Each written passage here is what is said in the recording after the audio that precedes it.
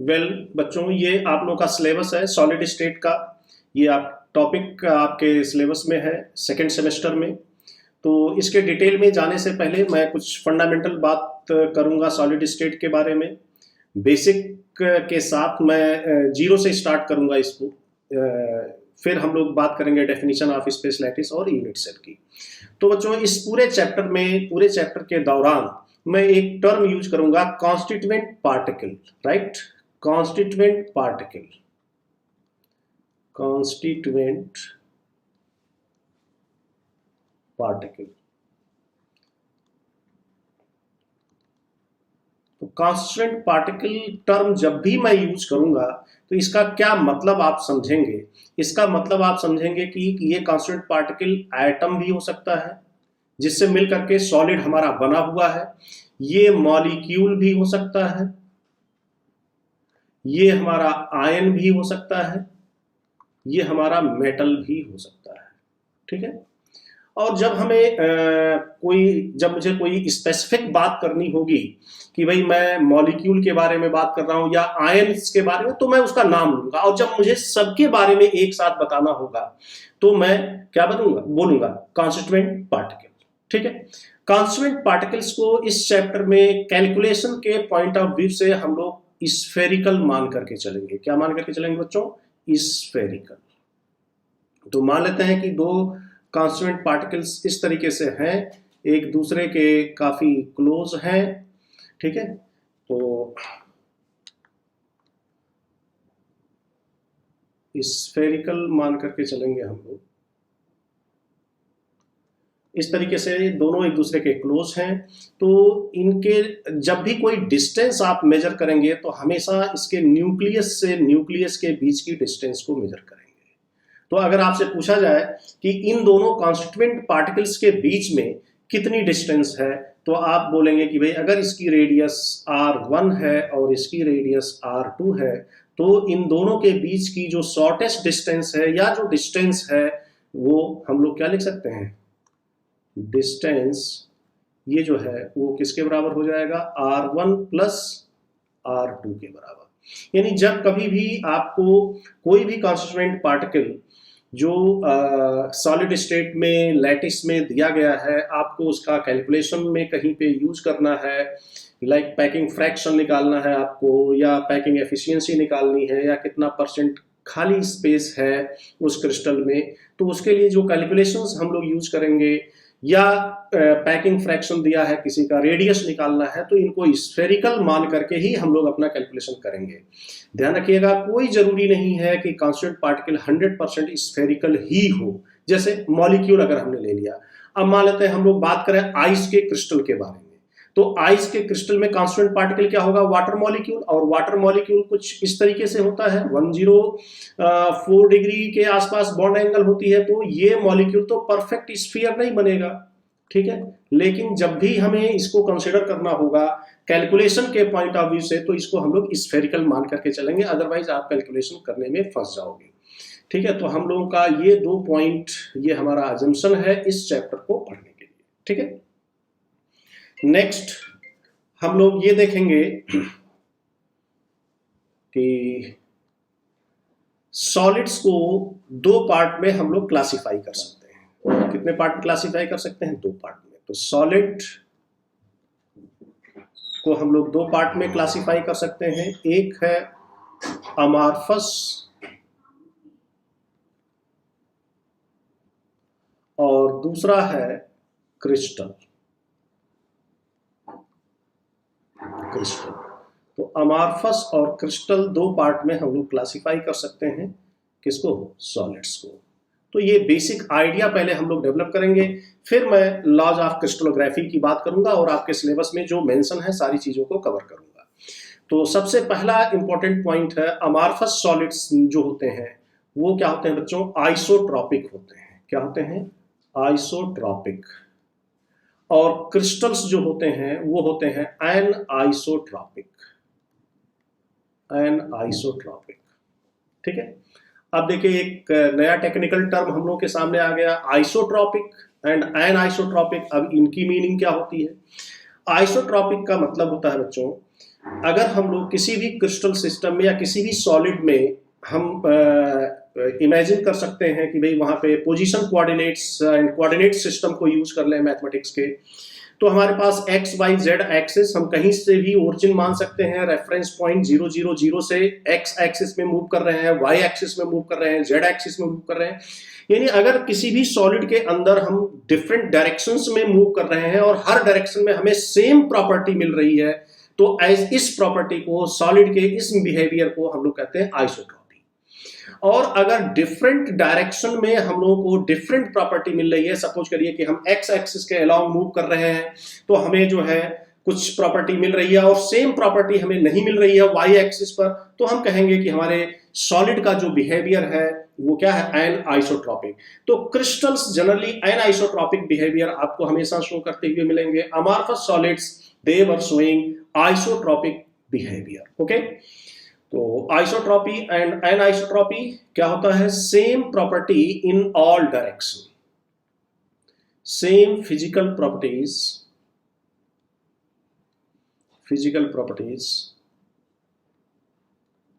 properties in all directions,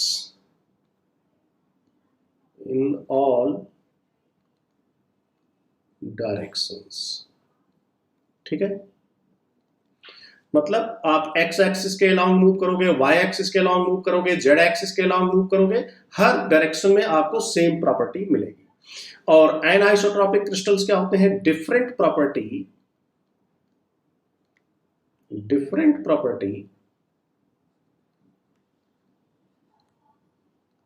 in different direction,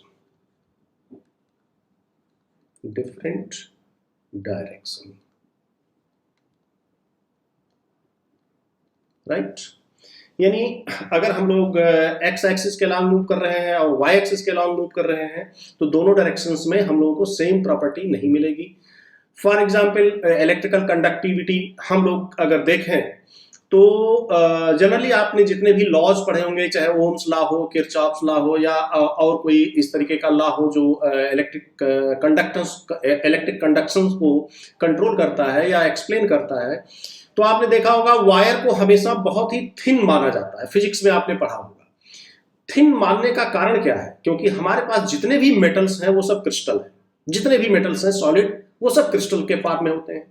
crystal के form में है तो वो एनाइसोट्रॉपी शो करेंगे। एनाइसोट्रॉपी शो करेंगे तो डेफिनेटली अगर आपने मोटा वायर ले लिया है और उसमें आप अपना कॉन्सेप्ट लगाना चाहते हैं या अपना रूल लगाना चाहते हैं, तो आपका रूल फेल हो जाएगा। क्यों?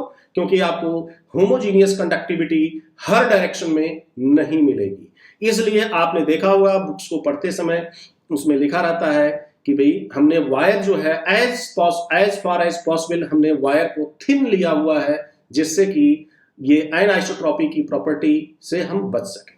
तो बच्चों, crystals they were showing anisotropy and they are anisotropic and amorphous solids are isotropic. So this is the first point of difference between crystal and amorphous solid. Now see the second difference.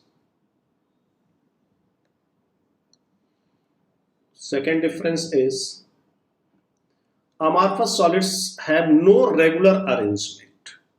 No regular arrangement.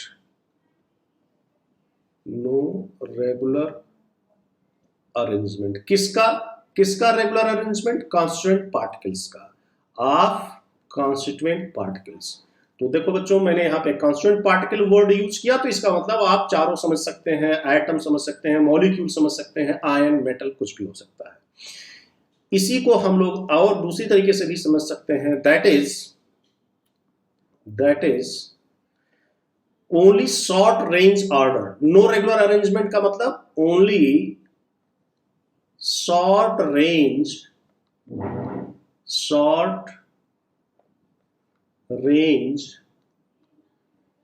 ordered, right.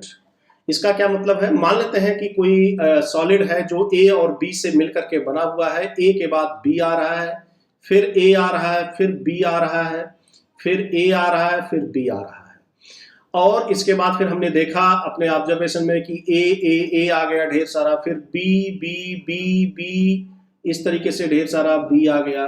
तो हम लोग ये कहेंगे बच्चों कि यहां से लेकर के यहां तक में इसमें ऑर्डर फॉलो हुआ और इसके बाद ये ऑर्डर फॉलो नहीं हो रहा है, इसी को मैंने यहां पे लिखा है only short range order.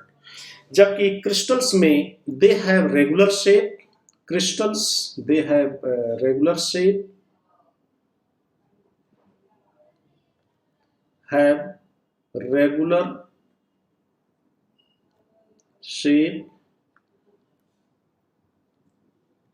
geometry and long range order, long range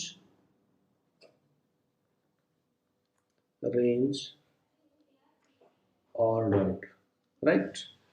इसमें लॉन्ग रेंज ऑर्डर्ड होंगे ये, यानी अगर हमने ए और बी का क्रिस्टल लिया है तो A B A B A B A B, A के बाद अगर बी आ रहा है तो ये ए के बाद बी आता रहेगा इनफाइनाइट लेंथ तक, तो इसी को हम लोग कहते हैं लॉन्ग रेंज ऑर्डर्ड।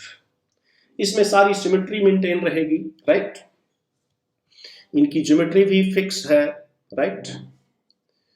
अब हम लोग बात करते हैं नेक्स्ट प्रॉपर्टी की। अगर हम लोग मेल्टिंग पॉइंट देखें इनका, तो मेल्टिंग पॉइंट इनका रेंज में होगा, किसमें होगा बच्चों, रेंज में, और इनका मेल्टिंग पॉइंट क्या होगा, फिक्स होगा, इनका मेल्टिंग पॉइंट क्या होगा, फिक्स। यानी अगर किसी सॉलिड का मान लेते हैं मेल्टिंग पॉइंट 80 डिग्री सेल्सियस है, तो अगर वो क्रिस्टल फॉर्म में है, प्योर क्रिस्टल फॉर्म में है, तो 80 पे शार्प 80 पे वो मेल्ट कर जाएगा। लेकिन अगर वो अमार्फस सॉलिड है तो वो रेंज में मेल्ट करेगा, यानी 75 से मेल्ट करना शुरू करेगा और 80 तक मेल्ट करते हुए जाएगा। नॉट 80 से नहीं शुरू होगा कि 80 से शुरू होकर के 85 तक जाए। हमेशा ध्यान रखिएगा, इम्प्योरिटी मिलाने से या इम्परफेक्शन आने से या रेगुलर अरेंजमेंट ना होने से हमेशा मेल्टिंग पॉइंट घटता है। याद करिए, आप लोग अपने लोअर क्लासेस में आप लोगों ने पढ़ा होगा कि अगर इम्प्योरिटी मिला दिया जाए या इम्प्योरिटी के कारण जो है मेल्टिंग पॉइंट क्या हो जाता है, घट जाता है। याद करिए एल्यूमिनियम की मेटलर्जी, जिसमें हम लोग क्रायोलाइट मिलाते हैं। अब अगर आपसे पूछा जाए भाई क्रायोलाइट क्यों मिलाते हैं हम लोग एल्यूमिनियम के एक्सट्रैक्शन में, जब उसका हम लोग इलेक्ट्रो रिफाइनिंग करते हैं इलेक्ट्रोमेटलर्जी में, तो वहां पे आपने पढ़ा होगा कि ये क्रायोलाइट और फेल्सपार जो है वो क्या करता है, एल्यूमिना के मेल्टिंग पॉइंट को घटा देता है। तो मेल्टिंग पॉइंट इम्प्योरिटी से या इम्परफेक्शन से या किसी भी तरीके से सॉलिड में डिसऑर्डर से हमेशा क्या होता है, घटता है। तो मेल्टिंग पॉइंट इनका हमेशा हमें रेंज में मिलेगा और इनका मेल्टिंग पॉइंट क्या होगा, फिक्स मिलेगा। बाकी अगर हम लोग डेल्टा एच फ्यूजन की बात करें, डेल्टा एच फ्यूजन जो है इनका ये फिक्स नहीं होगा, not fix, it is also in the range, not fix, it is in the range. But if you see the delta H fusion of crystals, तो delta H fusion crystals का ये क्या होगा, फिक्स होगा।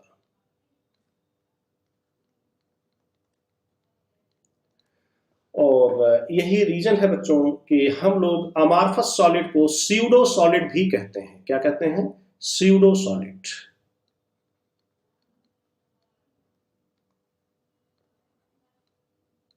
Pseudo solid, ठीक है, या super cooled liquid और सुपर कूल्ड लिक्विड।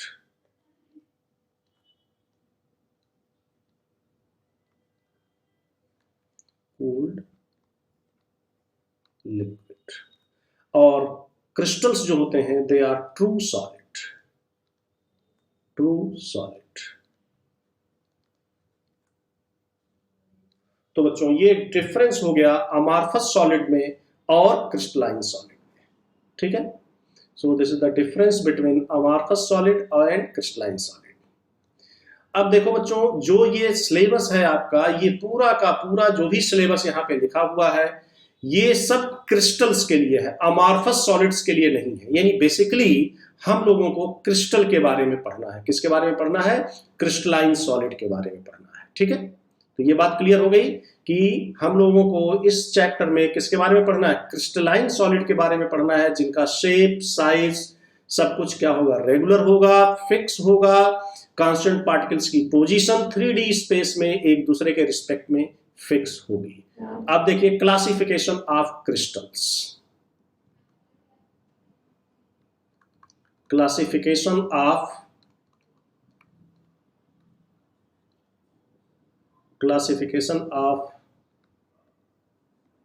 क्रिस्टल्स। तो बच्चों ये जो क्लासिफिकेशन है ये किस पर बेस्ड है? This classification is based on, क्योंकि हर क्लासिफिकेशन का कुछ ना कुछ बेसिस होती है। So this is based on the types of CPs involved।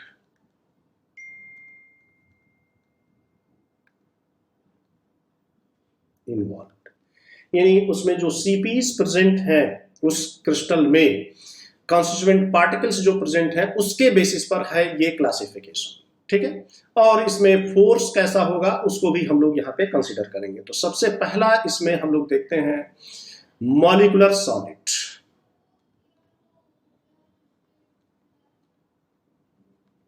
Molecular solid, तो बच्चों मॉलिक्यूलर सॉलिड इसमें कांस्टेंट पार्टिकल्स क्या होंगे? As name itself indicating molecular solid, तो इसमें कांस्टेंट पार्टिकल होंगे मॉलिक्यूल्स।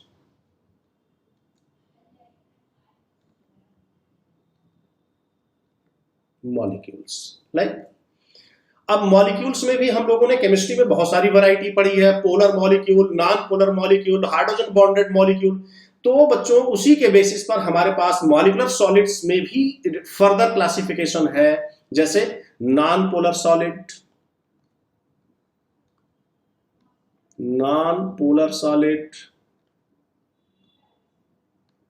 या नॉन पोलर मॉलिक्यूलर सॉलिड, फिर है पोलर मॉलिक्यूलर सॉलिड, फिर है हाइड्रोजन बॉन्डेड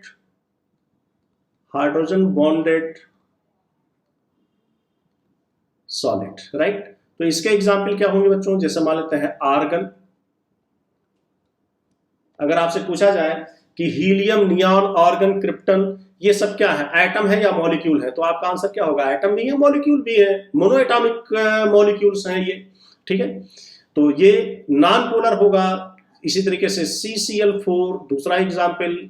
आप हाइड्रोजन ले सकते हैं, कार्बन डाइऑक्साइड ले सकते हैं, carbon dioxide, solid carbon dioxide को ड्राई आइस भी कहा जाता है, I2 एटसेट्रा। पोलर में हम लोगों के पास है HCl, sulphur dioxide etcetera, and H2O,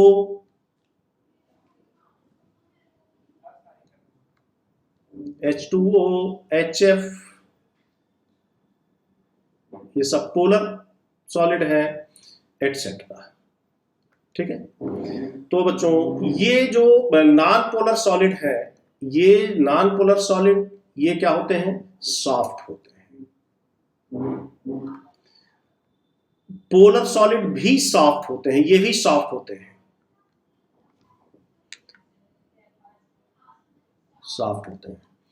लेकिन ध्यान रखिएगा हाइड्रोजन बॉन्डेड जो सॉलिड होते हैं ये रिलेटिवली हार्ड होते हैं। तो जब यहां पर हम लोग सॉफ्ट या हार्ड की बात कर रहे हैं तो ये एक रिलेटिव सेंस में बात हो रही है कि I mean with respect to the non polar solid and polar solid. I am not comparing this time this H bonded solid with any other kind of solid like metallic solid or ionic solid, right? But one feature is common for all these molecular solids. That feature is that all these molecules are insulator. All these molecules are insulator. क्या मतलब हुआ कि ये सारे के सारे solid state में crystalline form में इलेक्ट्रिसिटी को कंडक्ट नहीं करेंगे। यानी अगर आप हाइड्रोजन बॉन्डेड सॉलिड का एग्जांपल लें H2O यानी आइस, तो अगर वाटर का क्रिस्टल है तो उसमें आपको इलेक्ट्रिसिटी कंडक्ट करते हुए नहीं दिखेगी। यानी वो इंसुलेटर होगा। कैसा क्या होगा बच्चों? इंसुलेटर होगा। ठीक है, तो ये हो गया फर्स्ट क्लासिफिकेशन मॉलिक्यूलर सॉलिड। अब हम लोग बात करते हैं सेकंड का। सेकंड है आयोनिक सॉलिड। Ionic solid. अच्छा, इसमें फोर्स कैसा लगेगा इन कांस्टिट्यूएंट पार्टिकल्स के बीच में? फोर्स कैसा लगेगा बच्चों? फोर्स जो होगा वो वैन डर वाल्स फोर्स। फोर्स होगा वैन डर वाल्स फोर्स।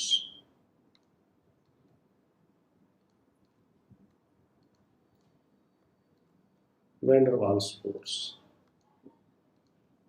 ठीक है, अब हम लोग बात करते हैं आयनिक सॉलिड की। तो आयनिक सॉलिड नाम से ही क्लियर है, कांस्टिट्यूएंट पार्टिकल्स क्या होंगे? कांस्टिट्यूएंट पार्टिकल्स क्या होंगे इसमें? Cations and anions. मींस क्या होंगे? आयंस। और ये आयंस दो तरीके के हो सकते हैं, cation and anion. Positive and negative ion. Cation means positive ion and anion means negative ion. ठीक है, पॉजिटिव एंड नेगेटिव।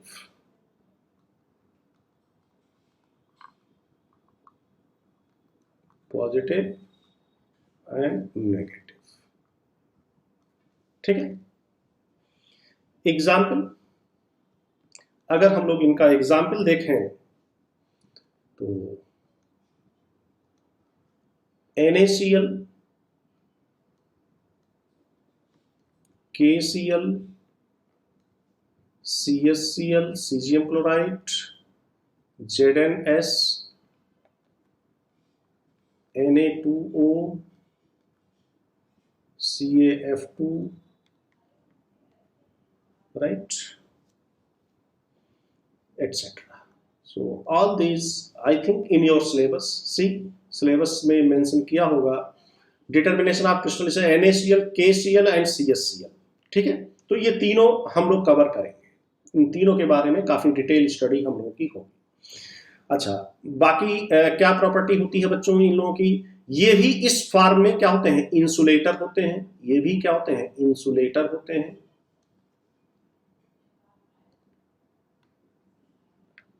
क्या होते हैं? इंसुलेटर, मतलब इलेक्ट्रिसिटी को कंडक्ट नहीं करने देंगे इस फॉर्म में। High melting point,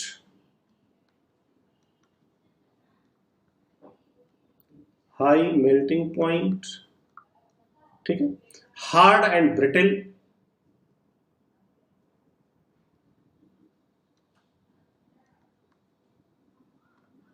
hard and brittle. और इसमें कांस्टेंट पार्टिकल्स के बीच में जैसे मान लेते हैं एक है A+, दूसरा है B-, तो इनके बीच में किस तरीके का फोर्स होगा? इनके बीच में इलेक्ट्रोस्टैटिक फोर्स होगा। कैसा फोर्स होगा? Force is electrostatic.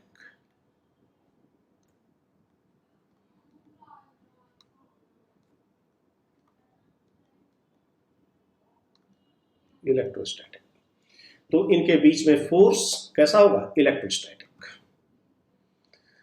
अब तीसरी कैटेगरी है हम लोगों की metallic solid.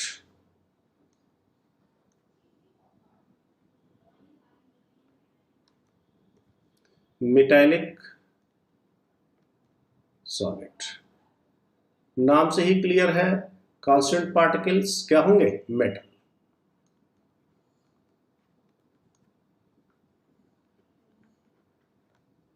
Metals like copper, silver, gold, iron, etc.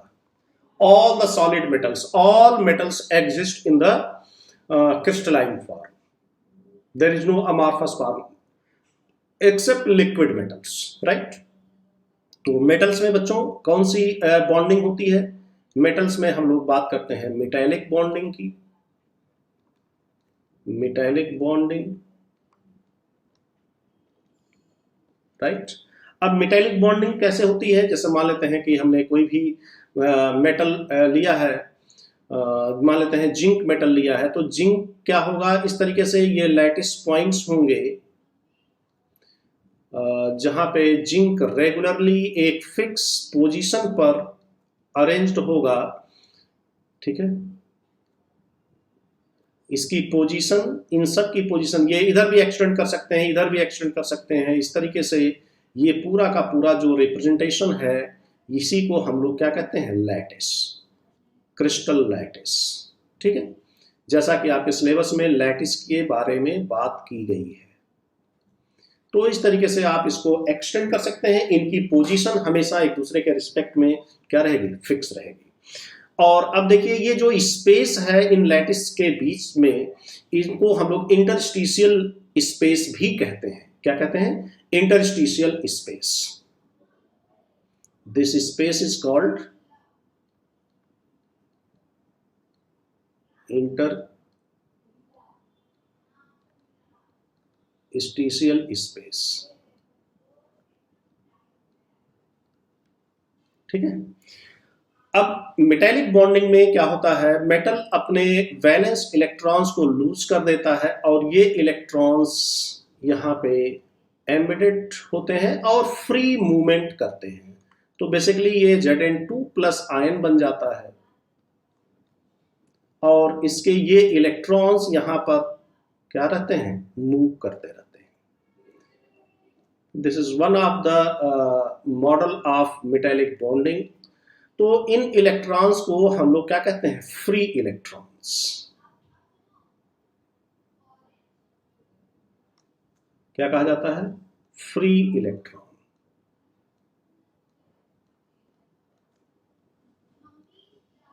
क्या कहा जाता है बच्चों इनको, फ्री इलेक्ट्रॉन।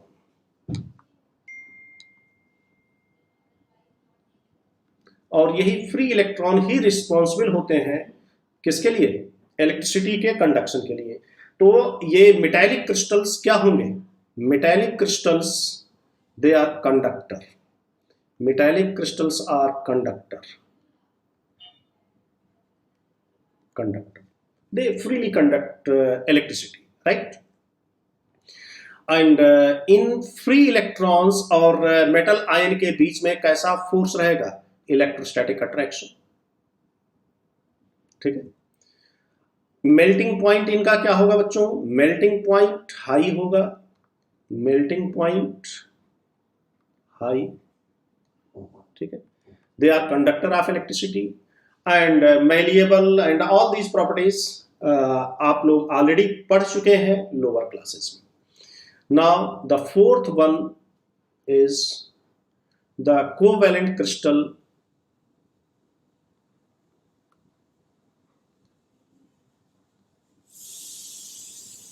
कोवैलेंट क्रिस्टल और networking solid.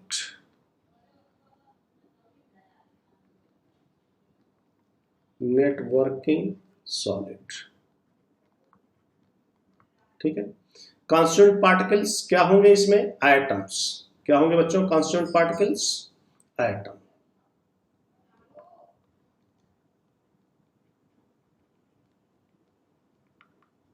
Constant particles, atom. Covalent bonding,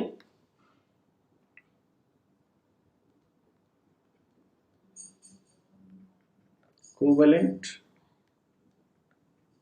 bonding, right. और ये दोनों तरीके के होंगे, हार्ड भी हो सकते हैं, सॉफ्ट भी हो सकते हैं।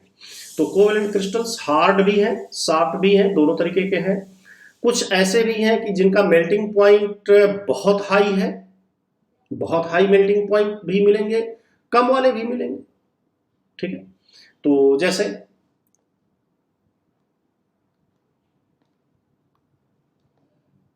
मे be hard to soft, hard भी होंगे, सॉफ्ट भी होंगे, इंटरमीडिएट प्रॉपर्टी भी होगी उनकी कि भाई उन दोनों के बीच में उनकी हार्डनेस आ रही है, ठीक है।